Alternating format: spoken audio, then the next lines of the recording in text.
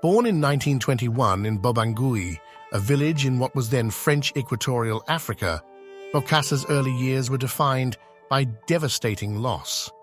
Shortly after his father's murder, his mother, unable to bear her grief, committed suicide.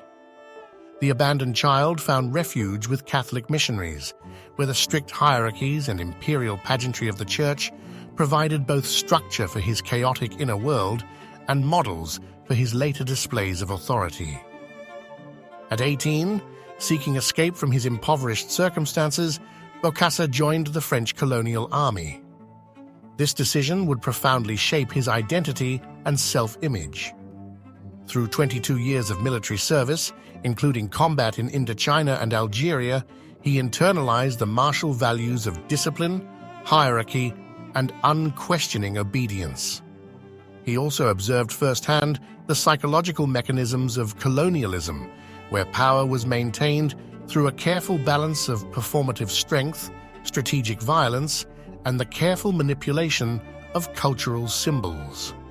Rising to the rank of captain, he earned France's highest military decorations while developing an obsessive admiration for Napoleon Bonaparte, whose trajectory from obscure provincial to emperor would later provide a template for Bokassa's own megalomaniacal ambitions.